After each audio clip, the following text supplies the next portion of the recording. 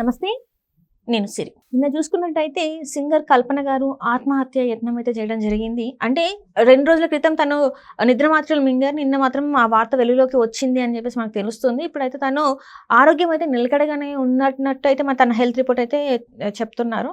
So, అసలు ఎందుకు singer కల్పన గారు ఇలాంటి అంటే సూసైడ్ అటెంప్ట్ ఎందుకు చేయాల్సొచ్చింది? దీనికి గల కారణాలేంటి? అసలు ఏమై ఉంటాయి? అంటే మనం ఇండస్ట్రీలో ఉన్నామంటే అందరూ గూడా చాలా మంచి జీవితాన్ని ఎంజాయ్ చేస్తున్నారు. అంటే దట్టు సింగర్స్ అంటే చాలా బావుంటది. ఎందుకంటే అంటే అన్ని లాంగ్వేజ్‌లలో తను పాడడం జరిగింది. సో, ఆర్థికంగా గూడా బానే ఉంటది. ఏం సమస్యలుంటాయని జెప్పేసి అనుకుంటాం. కానీ ఎందుకు మరి ఇలాంటివి చేసింది? ఏమైంది? అనే అంశాన్ని మనకి వివరించడానికి మనతో పాటు ఉన్నారు ప్రముఖ సినీ క్రిటిక్ దాసరి విజ్ఞాన్ గారు. నమస్కారం సార్. సరే, ఈ మధ్య కాలంలో చూసుకుంటుంటే చిన్న పిల్లల దగ్గర నుంచి పెద్దవాళ్ళ వరకు సూసైడ్ చేసుకుంటున్నారు. సూసైడ్ అటెంప్ట్ చేస్తున్నారు. ఈరోజు మనం చూసుకున్నట్టయితే సింగర్ కల్పన గారు అంటే లక్కీగా తను అంటే ప్రాణాపాయం నుంచి బయటపడి ఇప్పుడైతే బాగానే ఉన్నారు. ఎందుకు ఇలాంటివి జరుగుతున్నాయి సొసైటీలో ఈ మధ్య కాలంలో మనం ఎక్కువ చూసుకున్నట్టయితే? యాక్చువల్గా చెప్పాలి అంటే ఫస్ట్ ఆఫ్ ఆల్ సింగర్ కల్పన గారిది ఆత్మహత్య యత్నం కాదు. ఈ విషయాన్ని అందరూ గుర్తుపెట్టుకోవాలి. That is not a committed suicide commit చేసిందని 100% కాదు. ఫర్ మామూలు ఎగ్జాంపుల్ చెప్తా. ఇప్పుడు ఆ ఏజ్ మనుషులు ఇది తను ఆల్రెడీ పిహెచ్డి చేస్తుంది. ఇప్పుడు సింగర్గా కంటిన్యూ అవుతుంది. ఆ ఏజ్లో పిహెచ్డి, ఇంకోవైపు లా చదువుతుంది. లా ఇప్పుడు చాలా కష్టం అమ్మా. ఇంతకు ముందు అంటే ఐపీసీ సెక్షన్లు ఉండేవి, ఇప్పుడు బిఎన్ఎస్ సెక్షన్లు వచ్చాయి. కొత్త సెక్షన్లు, కొత్త చట్టాలు, మొత్తం చాలా చాలా కొత్త కొత్త విషయాలు చదవాలి. అంటే చెప్పే వాళ్ళకి కూడా అంత నాలెడ్జ్ ఉండాలి. వచ్చిందే మొన్న లెక్చరర్స్ కూడా అంత నాలెడ్జ్ ఉండదు. చెప్పాలి అంటే వాళ్ళు బాగా ప్రిపేర్ అయ్యి వీళ్ళకి చెప్పాలి. వీళ్ళు ఇప్పుడు చదువుతున్నారు. సో ఈ రకంగా చూసుకుంటే మంచి నిద్ర అనేది ఉండాలి మనిషికి. ఈవిడకి కొంచెం నిద్ర సరిపోక డాక్టర్ని కన్సల్ట్ చేస్తే ప్రిస్క్రైబ్డ్ మెడిసిన్ ఇచ్చాడు. ప్రిస్క్రైబ్డ్ మెడిసిన్ అంటే ఒకటి గుర్తుపెట్టుకోండి. ఇప్పుడు ఫర్ ఎగ్జాంపుల్ మనకి పెయిన్ కిల్లర్స్ ఇచ్చారనుకో, వాళ్ళంత బాగా నొప్పి, నడుము నొప్పి, నిద్ర పోట్లా, ఇంకా అసలు పట్టట్లా, నీకు అసలు ఒక పిల్ ఇస్తాడు పెయిన్ తగ్గడానికి. అది కొంచెం నీకు మత్తు కూడా ఇస్తుంది. దగ్గు, విపరీతమైన దగ్గు, కింద పడి మీద పడి దగ్గేస్తున్నావు. కొన్ని దగ్గు మందుల్లో అంటే నువ్వు ఆ నిద్రలో కొంచెం అది దగ్గి అట్లే ప్రాణం పోతే అలా కంట్రోల్ అవుతుంది. అండ్ అలాగే నిద్ర పట్టట్లేదు, అసలే సమస్య నిద్రకి. ఆ నిద్ర పట్టడానికి కొంచెం అలా డ్రౌజీగా హ్యాపీగా మాత్ర ఇస్తాడు. అది సింపుల్గా చెప్పాలి అంటే చక్కగా పాలదాయి పడుకున్నట్టే, కొంచెం మోతాదులో ఎక్కువ ఉంటుంది. ప్రిస్క్రైబ్డ్ మెడిసిన్స్, ఏ మెడిసిన్ కూడా మనుషుల్ని చంపేలాగా ఉండవు. ఈవెన్ ఓవర్ డోస్ అయినా సరే ఎవరికి ఏం అవ్వవు. ప్రిస్క్రైబ్డ్ మెడిసిన్స్ ఏవైనా అంతే. ఎందుకు చెప్పనా, ఇప్పుడు వేసుకునే వాళ్ళ గురించి, నువ్వు నేనే వేసుకుంటున్నావు అనుకో, నేనే వేసుకుంటున్నా. రోజు 8 గంటలకల్లా నేను ఒక పిల్ల వేసుకుంటా, ఇడ్లీ తినో ఏదో తినేసి. అయిన తర్వాత ఫోన్ వస్తుంది, లేదా ఇంటికి ఎవరో వస్తారు, కాసేపు మాట్లాడేసా, ఫోన్ మాట్లాడేసా, అంత అయిపోయింది. వేసుకున్నానా లేదా ఇంతకీ, మళ్ళీ వేసుకుంటా. ఓకే, మర్చిపోయి అలా కూడా అవుతాయి. అవునా? ఆ టైంలో కూడా వీళ్ళకి అదేంటి ఏం అవ్వవు. ఆ మెడిసిన్స్ అలా ఉంటాయి. అంటే మర్చిపోయి నువ్వు ఒకటి రెండో డోస్ వేసుకున్నా సరే నీకేం అవ్వదు. అది గుండె సంబంధిత వ్యాధి అయినా, క్యాన్సర్ సంబంధిత మెడిసిన్ అయినా, ఇంకేం మెడిసిన్ అయినా సరే అలాగే తయారు చేస్తారు, అలాగే ఇస్తారు. కాకపోతే ఆ డబ్బా మింగితే కొంచెం సైడ్ ఎఫెక్ట్స్ వచ్చి కోమాల్లోకి వెళ్ళిపోయే ఛాన్సులు ఉంటాయి. బట్ 3 డోసెస్ వరకు అయితే ఏం ప్రాబ్లం ఉండదు. ఎందుకు అంటే వాళ్ళు ఎందుకు తయారు చేస్తారంటే కొంతమంది మర్చిపోయి వేసుకుంటారు. నీకు నిద్ర పట్టట్లేదని నువ్వు నా దగ్గరకు వచ్చావు, నీకు మతిమరుపు కూడా ఉండొచ్చుగా. మర్చిపోయి 2-3 సార్లు మింగేస్తే ఏదో అవ్వాలిగా, అవ్వకూడదు. అందుకని చెప్పేసి ఇక్కడ నిన్న ఈవిడికి ఏమైంది అంటే ఆల్రెడీ పిల్లి వేసుకుంది, కూతురు ఫోన్ వచ్చింది, ఘర్షణ పడుతున్నారు ఇద్దరు. గొడవ కూడా కాదు, ఘర్షణ పడుతున్నారు. ఇంటికి వచ్చేసాయి, నువ్వు ఇక్కడే ఉండు. నేను రానమ్మా మీది ఇంటికి, నేను రాను. మా ఇల్లు నేను మాట్లాడుతున్నావు, ఖచ్చితంగా నువ్వు రావాలి. నేను రాను మీ ఇంటికి అంటే తను ఫస్ట్ హస్బెండ్కి సంబంధించిన అమ్మాయి. మీరు బాగానే ఉండండి, నేను నాకు ఇక్కడే హాయిగా ఉంది, నేను అక్కడ కంఫర్ట్గా ఉండలేను. వస్తావా రావు, నువ్వు రాకపోతే నువ్వు చచ్చినా కూడా నేను రాను. కొంతమంది ఇట్లా క్యాజువల్గా, అంటే అందరి ఇళ్లలో ఉండేవే, ఇక్కడ ఎవరు ఏమనలా. అర్థమైందా నీకు? నువ్వు రాకపోతే నేను చచ్చిపోతే చెప్తా, నువ్వు రానంట. నువ్వు చచ్చినా సరే నేను రాంట. అసలు ఏంటి అంటే అది చావడానికి వేసుకున్నట్టు కాదు, ఏదో ఫ్రస్ట్రేషన్ లో ఆ కోపంలో ఫ్రస్ట్రేషన్ లో చేసిన పనే మళ్ళీ చేయడం, మైండ్ కి అనిపించకుండా నువ్వు రెగ్యులర్ పనులు చేస్తున్నావు కానీ మైండ్ లో రిజిస్టర్ అవ్వట్లేదు. చేసింది మళ్ళీ మళ్ళీ చేస్తూ ఉంటారు కొన్నిసార్లు. ఇప్పుడు కూరగాయలు కోసేటప్పుడే ఇదే హెడ్ ఫోన్ అర్థమైందా? ఆ టైప్ ఆఫ్ ఫ్రస్ట్రేషన్ లో ఆవిడ వేసుకున్న డోసేజ్ ఎక్కువైంది నా డోసేజు అని తన హస్బెండ్ కి చెప్పింది కూడా. ఓకే. ఇలా వెళ్తుంటే ఏంటి ఇన్నిసార్లు ఫోన్ చేస్తున్నావు? లేదండి కొంచెం రాత్రి అమ్మాయితో గొడవ పడుతూ అది కొంచెం ఎక్కువ డోస్ వేసుకున్నా. అమ్మాయితో గొడవ పడి ఆత్మహత్య చేసుకోవాలనుకోవాలా, మళ్ళీ మళ్ళీ గుర్తుపెట్టుకోండి. ఘర్షణ పడి జస్ట్ ఆవేశంలో అది మాట వినట్లా, నేనేమో తొందర పడుకోవాలి, నాకు టైం లేదు, రోజు ఈ టైం పడుకుంటే పొద్దున ఆ టైంకి లేచి నేను 2 ప్రిపేర్ అవ్వాలి, రెగ్యులర్ రొటీన్ షెడ్యూల్. అలా 8 గంటలకల్లా మళ్ళీ నేను ఫ్రెష్ అప్ అయితే 9 గంటలకి ఎక్కడికో వెళ్ళి గొంతెత్తి పాడాలి. ఇట్లా ఒక బిజీ షెడ్యూల్లో తన జీవితం కొనసాగిస్తూ ఉంది. ఆ పెద్ద ఇంట్లో మళ్ళీ ఈగాదం దులుపుకోవడానికే టైం సరిపోవు. ఎంత పనులు ఉన్నా ఏమైనా చేసినా మన పనులు మనకు ఉంటాయి మన ఇంట్లో.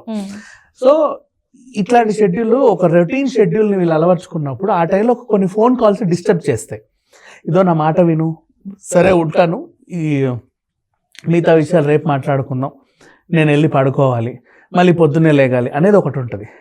కానీ ఆ హ్యాపీ నిద్ర అనేది ఉండకుండా ఏదో డిస్టర్బ్ చేసేది. ఆ డిస్టర్బెన్స్లో తనకు ఎదురైన సమస్య కూతురుతో తల్లి చిన్న ఘర్షణ. రమ్మంటే రాలా, తను కేరళలో ఉంటుంది చదువుకోవడానికి, ఇక్కడికి వచ్చి చదువుకొని హైదరాబాద్లో ఉండంటే నేను రాను అనింది. ఆ ఆవేశంలో తను అదే మర్చిపోయి అనుకోకుండా నోట్లో పడిన 2 పిల్స్ ఎక్కువ అంతే అనేసి వాటర్ తాగేస్తారు. నీకు అర్థమైందా? ఆ టైప్ ఆఫ్ డోస్ అది అంతే. అంతేగాని చచ్చిపోవాలనో లేకపోతే ఇంకేదో చేయాలనో సూసైడ్ నోట్ రాసేసి ఆ ఫ్యాన్కు చున్నీ కట్టి నథింగ్ వాజ్ హ్యాపెండ్.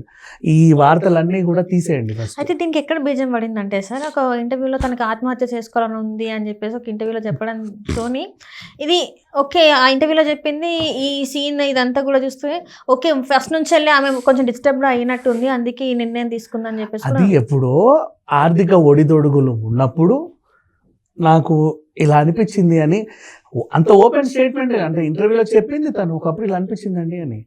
అప్పుడు చిత్ర గారు వచ్చేసి ఏమ్మా నువ్వు చావడానికే పుట్టావా, లేదు అని చెప్పి కొంచెం ధైర్యం చెప్పి తనకేదో ఎంకరేజ్ చేసింది అంతే. అది అంత ధైర్యంగా చెప్పుకుంటే తన అంత స్ట్రాంగ్ లేడీ, తను ఇలాంటివన్నీ చేసుకోదు. ఇకపోతే ఇప్పుడు ఈ న్యూస్ బయటకు వచ్చేసరికి చాలామంది ఆవిడ 2 రోజులైంది, టైంకి హస్బెండ్ లేడు, ఈయనే ఏదో చేసి వెళ్ళిపోయి ఉండొచ్చు, మొహం మీద పిల్లో పెట్టి పోయాడేమో, 2 రోజులుగా లోపల లైట్లు వెలగట్లేదు, తలుపులు బద్దలు కొట్టుకొని పోలీసులు వీడియో తీసుకొని మరీ వస్తే మేడం మేడం మేడం ఏది డర్టీ పిక్చర్ క్లైమాక్స్లో విద్యాబాలని పడుకున్నట్టు ఉంటే ఆవిడ్ని తీసుకురావడం, ఆవిడ అలా అన్కాన్షియస్గా ఉంటే హాస్పిటల్ తీసుకెళ్ళడం. వాళ్ళు కూడా శ్రీ హోలిస్టిక్ హాస్పిటల్ వాళ్ళు కూడా మంచి హాస్పిటాలిటీ, అది రవిశంకర్ గారి డివోటీ ఆయన, మంచి హాస్పిటల్ అది. వాళ్ళు వైద్యం చేసి ఫస్ట్ స్టొమక్ అంతా క్లీన్ చేశారు. కొంచెం ఇన్ఫెక్షన్ వల్ల ఇది ఆక్సిజన్ అందకపోతే దానికి ట్రీట్మెంట్ పెట్టి ఐసీయూలో బాగా చెకప్ చేసి నీట్గా సెట్ చేసి ఆవిడ మాట్లాడిన తర్వాత పోలీసులు రికార్డ్ చేసుకున్నారు. ఆ రికార్డ్ చేసుకుంది కూడా అమ్మాయి వల్ల ఆత్మహత్య చేసుకుందని మళ్ళీ వార్తలు వస్తాయి. ఆవిడ చెప్పింది వినండి ఫస్ట్. ఒక కాల్ వచ్చింది కరెక్టే, ఆ టైంలో ఇద్దరు గొడవైన విషయము కరెక్టే. తల్లి కూతుర్ల గొడవలు ఉండవా అమ్మా?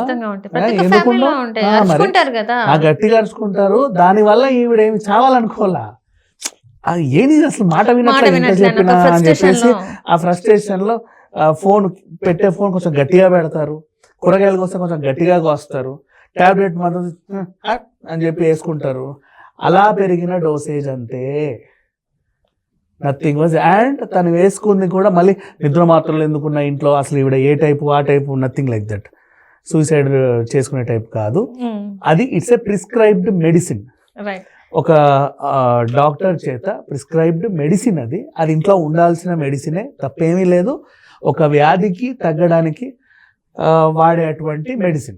అట్లానే ఇప్పుడు చూసుకున్నట్టయితే మరి కల్పన గారి హాస్పిటల్ బిల్ ఎంత అయ్యే ఛాన్సెస్ ఉందంటారు? ఎందుకంటే మరి దీనికి కూడా ఒక చర్చ వచ్చిందంటే బేసిక్గా నార్మల్ వాళ్ళు వెళ్తాను. ఈ మధ్య కాలం ఠాగూర్ సినిమా రిపీట్లని ఏమో వింటున్నాం కదా, వాళ్ళకి వైద్యాలు చేశారు, అలా చేసి ఇలా చేశారు. మరి ఇంత పెద్ద సెలబ్రిటీ వెళ్తే ఊరుకుంటారా హాస్పిటల్ వాళ్ళు? ఆ ఒక్క రాత్రి అయినా సరే భలే బిల్లు వేసి ఉంటారు. ఎందుకంటే మేమే ప్రాణం కాపాడాము, లాస్ట్ వరకు వెళ్ళింది, మేము ఇది చేసినప్పుడే బతికింది అని కూడా చెప్పొచ్చు అని అన్నారు. ఇది శ్రీశ్రీ హాలిస్టిక్ హాస్పిటల్ ఏదైతే ఉందో ఆ డాక్టర్ కూడా 30 years experienced well educated doctor. తను ఆ రవిశంకర్ గారి డివోటీ స్వామీజీ. మనకి ఇప్పుడు శ్రీశ్రీ ప్రోడక్ట్స్ వస్తాయి కదా, మా పతంజలి లాగా, ఈషా ఫౌండేషన్ లాగా, ఈయన కూడా ఒక ఆధ్యాత్మిక గురువు. ఆయన ఫాలో అయ్యే డివోటీ. వీళ్ళ దగ్గర హాస్పిటాలిటీ బాగుంటుంది, ఇట్లాంటి పిచ్చి పనులు అయితే చేయరు. రెగ్యులర్గా ఆ టైప్ ఆఫ్ మనిషికి ఏ టైప్ ఆఫ్ చికిత్స చేయాలో అదే చేస్తారు. కొత్త సూసైడ్ కేసు లాగా వార్త వచ్చింది కాబట్టి పోలీసుల పర్మిషన్ తీసుకొని వాళ్ళ కనుసన్నల్లోనే అన్ని చేస్తారు. అది ఏం సూసైడ్ కాదు, ఒక ఓవర్ డోసేజ్ వేరు, సూసైడ్ వేరు. అది బాగా గుర్తుపెట్టుకోండి. అన్ఎక్స్పెక్టెడ్ ఓవర్ డోసులు అవుతాయి. కొన్నిసార్లు మర్చిపోయి వేసుకుంటాం, కొన్నిసార్లు ఫ్రస్ట్రేషన్లో వేసుకుంటాం, కొన్నిసార్లు కేర్లెస్గా వేసుకుంటాం. వీటి వల్ల జరిగే పరిణామాలు ఇవి. అంతేగాని దాన్ని సూసైడ్లోకి లాగి ఈవెన్ మళ్ళీ ఏదో పెద్ద నేరం చేసినట్టుగా అనుకోవాల్సిన అవసరం లేదు. అమ్మాయి కూడా ఇంటర్వ్యూలు ఇస్తుంది. అండ్ ఇంకా అమ్మాయి చక్కగా హాస్పిటల్ని ప్రమోట్ చేసింది. వాళ్ళు వెనకాల ఫోటో తెచ్చుకున్నారు, శ్రీ హాలిస్టిక్ అని. ఫస్ట్ చూసి ఇదేంటి ప్రెస్ క్లబ్కి వెళ్ళిందా అనుకున్నా. సరే whatever, Sri holistic hospital ఆ లోగో ముందు కూర్చొని నథింగ్ వాజ్ హ్యాపెండ్. అందరూ బాగానే ఉన్నారు, వాళ్ళ మధ్యలో కూడా గొడవలు ఏం లేవు, దే ఆర్ ఆల్సో హ్యాపీ. మీరు ఎక్కువ టెన్షన్ పడి ఏవి పడితే అవి రాసేసుకోకండి అని చెప్పారు. ఆవిడ రికార్డింగ్ చేసుకున్నా కూడా సరిగ్గా విని వీళ్ళు రాసుకోవాలి అంతే. అండ్ ఏదో అయింది మొత్తానికైతే, దేవుడి దయ వల్ల ఆవిడ ఈరోజు మనతో బాగానే ఉన్నారు. ఇంకా తన హెల్త్ రికవర్ అయ్యి మళ్ళీ వచ్చేసి తన పాతలాగానే పాటలు పాడుకుంటే ఇంకా హ్యాపీ. ఇంకా స్ట్రాంగ్ లేడీ, ఇట్లాంటివి ఏం చేసుకోదు. నువ్వు బిగ్ బాస్లో చూసినా 10 మందికి చెప్పింది మంచి విషయాలు. ఎవరైనా డల్గా ఉన్నా, అమ్మా ఎందుకు డల్గా ఉంటావు, ఏముండు నేను ఉన్నా కదా అని చెప్పి దగ్గర తీసుకుంది, చక్కగా వండి పెట్టింది. నాకు ఒకటే డౌట్, ఇప్పుడు అంత పెద్ద కొంపలో 2 రోజులు వీళ్ళే చూసుకోవాల్సిన అవసరం, పొద్దున పనులు రారా? కొంతమందికి ఎట్లా ఉంటుంది అంటే సెల్ఫ్, అంటే మనది మనమే చేసుకోవాలి, మన క్లీనింగ్, మన కుకింగ్ అంతా. నాకు మొదటి నుంచి అది ఉండే, కాకపోతే మనం రోజు ఇంట్లో ఉండి చావం కదమ్మా. ఇప్పుడు ఈమె ఆటలలో పాడడానికి వెళ్ళొద్ది, ఊరెళ్ళి వచ్చేసరికి ఇల్లు మొత్తం ఒక రకంగా అయిపోతుంది, మళ్ళీ ఈ కదా వదులుకోలేము. అప్పటికప్పుడు పెట్టుకుంటారేమో తెలియదు. అదే అంటే 2 days ఒకవేళ రెగ్యులర్ పని మనిషి ఉంటే కనుక పొద్దున పని మనిషి వచ్చినప్పుడు కలిపిపోతే ఇంకా ఫాస్ట్ గా రికవర్ అయ్యేదేమో అని చాలా మంది అభిప్రాయం. ఇప్పటికైనా పెట్టుకుంటే మంచిది. ఇట్లాంటివి ఒకవేళ ఏమైనా జరిగినా కూడా వెంటనే నాట్ ఓన్లీ కల్పన గారు, ఇంకెవరైనా సరే ఇట్లా మెడిసిన్స్ తీసుకునే అలవాటు ఉన్నోళ్ళు, కొంచెం పని మనుషులు పెట్టుకునే స్తోమత ఉన్నోళ్ళు, లేని వాళ్ళ గురించి అంటే పర్లేదులే, స్తోమత ఉన్నోళ్ళు, లేని వాళ్ళ గురించి అంటే వాళ్ళకి ఇంటి నిండా తోడు ఉంటారు.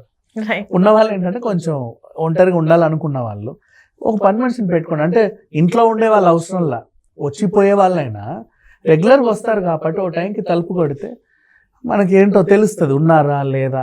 ఆ టైంకి నిజంగా ఏదన్నా జరగకూడని జరిగితే ఇంకా తొందరగా, ఎందుకంటే పని వాళ్ళు ఎవరైనా సరే పొద్దున్నే వస్తారు కాబట్టి, జరగకూడని ఏమైనా జరిగితే ఆ టైంలో మనం వెంటనే చికిత్స అందించి వాళ్ళని రికవర్ చేసే అవకాశం ఉంటుంది.